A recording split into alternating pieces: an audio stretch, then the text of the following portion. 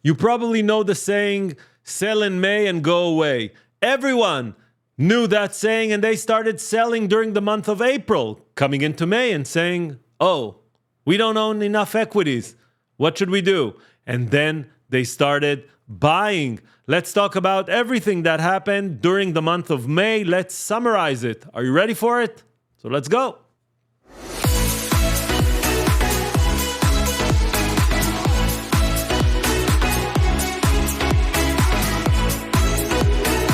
Hello everyone and welcome back to the channel. If you're new, hello, my name is Micha, and on this channel we talk about stocks, we talk about investment, we talk about all the news that happened during the week. This is our YouTube channel, which currently has 3.4K subscribers, and if you're new, it would be amazing if you can subscribe to the channel. That would be great, and by that you will be notified every time something new is uploaded. Let's summarize the month of May, and here we go. Dow Jones up 2% for the month. Russell up 4.8% for the month. S&P up 5.1% for the month. And the NASDAQ up 7% for the month. What happened? Everybody sold in April. Yes, they came back during the month of May. Look at the major indices. You can see all of them are green for the month. Leading the charge is the XLK, which is the technology, and the XLU, utilities, which is very interesting since we're still in high rates. How come utilities is going up? Also, XLRE, real estate, is going up 5%. How come? Well, the market is starting to sniff out the fact that probably rates are going to come down eventually. And no one wants to be offside on that. You can see natural gas up 33% for the month. And also you can see silver up 14%, gold up 14% for the month. Here we go with the crypto market with Ethereum ETF on the verge of being approved. Ethereum up 29% for the month, and Bitcoin up 18% as well. And here are the Magnificent Seven, or actually, let's call them the Lazy Six and the outperformer. The Lazy Six leading was Apple 13%, Meta 6%, and all the rest. And the outperformer is NVIDIA. After reporting amazing earnings, up 32% for the month. That is crazy. And this brings us to the news. And I'm going to start the news. Let me start with this camera here. I'm going to start the news with this plot chart. This plot chart comes from AAII, Investor Sentiment, and it shows us what was the sentiment during the month. You can during the last 4 weeks. You can see that we started with a bullish sentiment of 40%. 2 weeks into the month, we got to a 47%, and now we're back to 39%.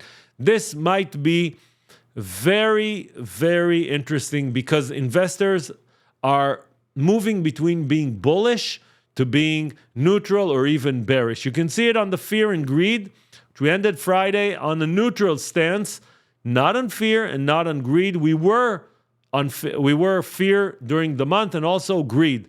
Why am I showing that? Is because investors currently, there are a group of investors who went with the plan that the market is going up. They invested in Magnificent Seven. They're doing miraculously. There are some that invested in the S&P 500. They're also okay, up 10% for the year. Oh, sorry that I said okay. Amazing, up 10% for the year.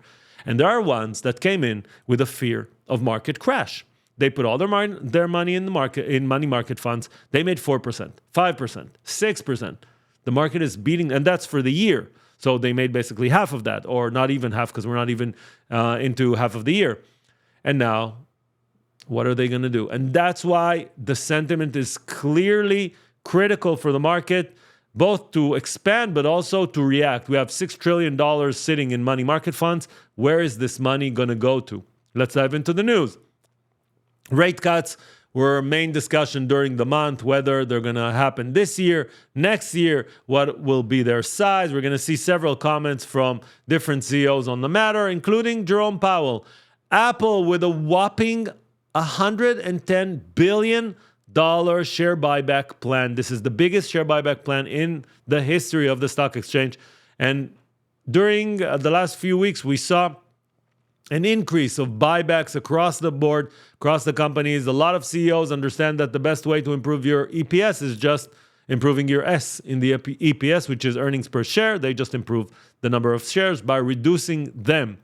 Jerome Powell keeps explaining to everyone that asks him that probably there's not going to be another hike there might be a reduction eventually once you see the right data coming in. Novo Nordisk and their GLP-1, also Eli Lilly, seen demand off the charts. Currently, Goldman Sachs is increasing their TAM, their total addressable market for 2030 for GLP-1 shots to $130 billion of market from $100 billion. That's how big this market is going to be. Currently, it's at $6 billion. Boeing. So Boeing had, I need to take a breath before talking about Boeing. Boeing, several accidents during the month, and a whistleblower that accidentally dies. 10 more whistleblowers on the company, and of course Boeing and their company is currently in turmoil. Let's leave it at that. Apple is starting to develop their own, or want to develop their own chips to run artificial intelligence, and Apple is the only company that hasn't really talked about in artificial intelligence. It's supposed to happen in the next 10 days during WWDC. Google is beefing up their AI sales effort. They also want to take a big stake in AI and lead the AI focus. And just to understand how much chips are so important right now, look at the Vision Pro. This is the Vision Pro. It's a great illustration of the amount of chips and companies that are involved in one product. Look at all these logos. Look at all these companies. That's how the chip market, the semiconductors right now, is leading the charge as early cycle in AI. First, everyone buys hardware, then they'll go into software. Microsoft wants to build up an AI data center. We talked about chips, yes. In Wisconsin, this is going to be a $3.3 billion effort. Disney, Warner Brothers, Discovery are trying to bundle. During the summer, they're probably going to launch their bundle to compete with YouTube and with Netflix. Red Sea disruption kept happening during the month of May. Ships not going through the Dead Sea, not going through the Suez Canal, and that increases the cost for the containers. And we talked about buybacks. Buybacks are back. Everyone is buying their shares back. And we also got Roaring Kitty back. Roaring Kitty from the GameStop saga came back this month and tweeted this picture. And of course, he had some memes. And the whole GameStop gang came back together, and the shares jumped and crashed and jumped and crashed. The business results for GameStop are very bad, but they have a good crowd behind them, and they drive the meme craze again. That happened during the month. Biden driving the meme craze against China, imposing new tariffs on Chinese chips, critical minerals, and EVs, making importing things from China less attractive to America. And of course, this was the month of AI agents, whether it's OpenAI, ChatGPT 4.0 agent, or Google Gemini agent, which didn't have only 120 AI counts, they had actually 122. Whether it was Microsoft, where is Microsoft? Microsoft launched Copilot on their PCs. Amazon bringing back Jeff Bezos, trying to help them in their AI chase. Everyone is talking AI. But there's one common theme with all of them. NVIDIA.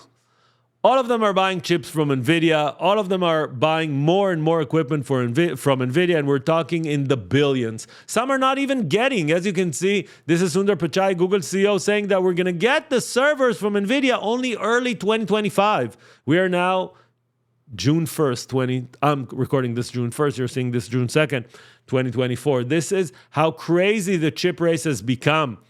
And we talked about this. Let's talk about Tesla, which is getting one approval and asking for another approval during the month of May, probably getting it during June or July. The approval that they did get is to start building a power grid battery mega pack factory in Shanghai. The second thing we're going to talk about later, McDonald's identifying the fact that people are not entering their restaurants enough. Why? Because the meals went up so much. From 2019, the average ticket in McDonald's increased by 40%. And it became very expensive to eat at McDonald's. And they're bringing back $5 McChicken or McDouble. Everyone is following suit. Burger King and Wendy's. And everyone is trying to bring back the economy in these fast food chains. Netflix wants to dabble into streaming and TV, and they're buying from the NFL Christmas Day football games. As you can see, very attractive games for the NFL season. It's going to start September, if I'm not mistaken. Meta is investigated through the EU by not doing enough to protect young Europeans on their platform. And one of the two last bears, Mike Wilson, during the month of May, capitulated. Capitulation meaning that he threw the towel, saying, you know what, it's not going to be a bear market. Wow, surprising. And increasing his price target for the S&P for 5,400. And actually being a bear or being with a bearish stance, statistically, is just wrong. 7 out of 8 years is green. Why would you try to keep fighting for being a bear? 1 out of 8 years, you'll be correct. Jamie Dimon keeps putting his, let's say, compliance hat on and saying, look, the market might get into stagflation. People are too happy about the stock market. Things might crash. And maybe he's right. The one thing that we do know is in the next 5 years, he will retire. So we have up to 5 more years to hear all his comments that are basically preparing JP Morgan for the worst, but also you need to take them into perspective. He has a lot of experience, and maybe some of them might actually happen.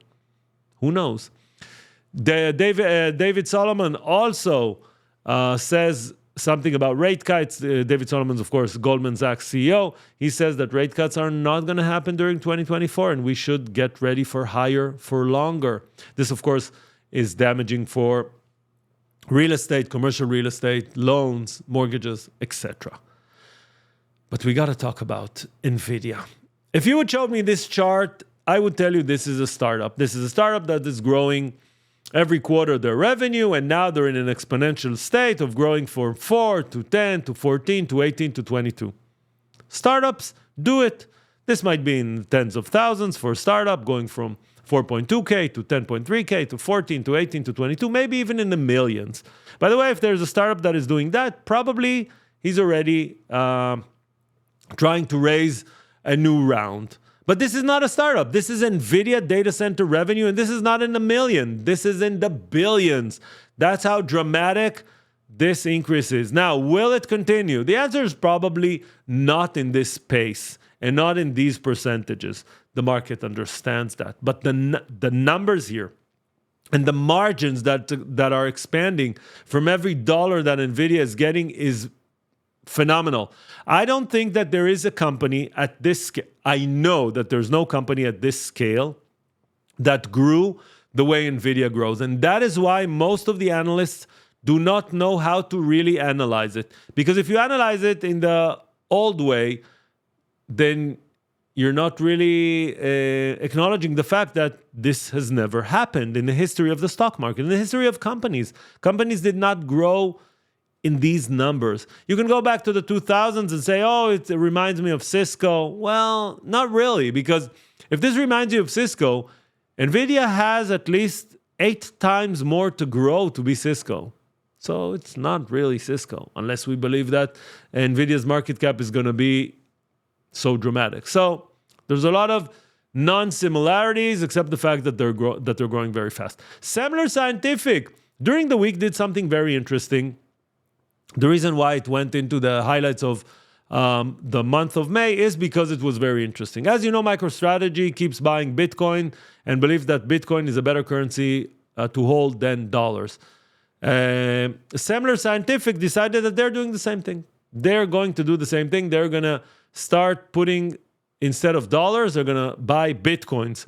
And that, of course, creates a lot of excitement and people buying their stock without even knowing what they're doing. That's why it came in. Salesforce with a very, very okay report, but expectations were so high that the stock went down not 16%, but 20% because they missed their revenue, and it didn't happen since 2006. Now, revenue grew by 11%. I remind you, this is one of the 3 biggest software companies in the world. Revenue growing by 11% is amazing, but it missed expectations. And that, of course, created a whole ripple effect to all the software companies that you might be holding in your portfolio. Nelson Peltz sells entire Disney stakes after he lost his proxy battle. And just a quick reminder that everything and anything that you see here is not financial advice. It's just for education and entertainment purposes only. So don't take anything that you see here as something that says, oh, I need to buy or to sell. It's just news. And Tesla is preparing to register its full self-driving in China. Will China be the first to actually approve Tesla's full self-driving before the US, although Tesla is a US company? Very, very interesting. And here we go. Ethereum ETF on the verge of being approved. We heard that news on May 20, and we are at the point now where everyone already submitted their S1s. So it might be in the next week or two. Very dramatic news for the crypto market. ASML and Taiwan Semi said that if China invades Taiwan, after the whole drill that China did around Taiwan, they can disable their chip machines in a second. How can they do that? No one knows, but something very interesting that they said. And we're going to end the month of May with the major news. President Donald J. Trump being convicted of all the different accounts, more than 30 accounts. And I'm not going into if it was a right trial, wrong trial. I'm just stating the news. This, of course, will impact the markets because come November, there's election. And that will bring us to the month of June. Month of June is, at least from my perspective, is going to be focused on several things. The first one is the fact that all economists except one and strategists were wrong about where the S&P is going. We are now here. These are all their expectations for the year. As you can see, except Ed Yardeni from Yardeni Research, all of them were wrong. Now, will they need to move their target? The answer is probably yes, because how would they explain that they expected 4,700 and now we're at 5,220? Will we go down a bit and then they will increase? I don't know. But what I do know is we're in the last month of the quarter, last month of the half. People are going to start getting their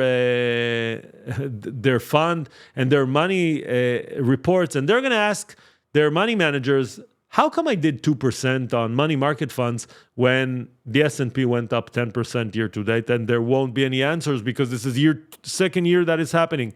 So we're going to see a lot of drama during the month of June. Of course, we're going to talk about rate decreases, which are not going to happen, I think, at least in the month of June. We also have a few companies that are reporting. We're at the end of the reporting season, the earnings season. We do have CrowdStrike, Lululemon, Dollar Tree, Neo, DocuSign, but not the big companies at all. So let's talk about the chart of the S&P 500. This is the SPX, which is the S&P 500. If you remember last week, we talked about this point in time where we basically had the same change from green to red on a day, and from that point we went down about 5%. We are now here, which seems quite similar to what we had a few months ago. Now, does that mean that we will go down we go down 5% to get to 50.73? I don't know. What I do know is that the month of June would be very dramatic for the market. So where are the levels that you should look at in the S&P 500? If we reach 53.41, we will again create a new all-time high. We created several during the month of May. If we don't and we keep chopping around here, then we will stay choppy. Usually that doesn't happen on the S&P 500. You can see it's a moving average. It doesn't stay as it is. A moving index. It doesn't stay as it is. There is a chance that we will correct during the month of June or even July. Until that, we might even try to accomplish a new all-time high because of all the things I explained earlier, that money needs to come in. People need to be invested in the companies, and if they start being invested in the Magnificent Seven, that will, of course, move the whole market forward. Now, what does it mean? That we are right now in a very, very interesting month because of everything I've mentioned and because of the fact that we are basically entering 6 months until the election. What should you be aware of? Software companies are in a bear market. Some already corrected 15, 20, 30, and even 40%, which means that there are opportunities around software companies. Chips or semiconductors are still on a tear. And of course, Magnificent Seven. Everyone wants to make sure that they're invested in the big companies. Why? Because it's a fortress. They have a fortress balance sheet. No one went wrong by holding Apple or Microsoft or Google or all the rest. This is not financial advice. This is how I interpret the market. So June, we're going to meet every week on our weekly summary. Thank you very much. If you can smash that like button, that would be amazing. It will expose more people to this kind of content. We will meet next week, same time, same place. Till then, bye-bye. How do I end it?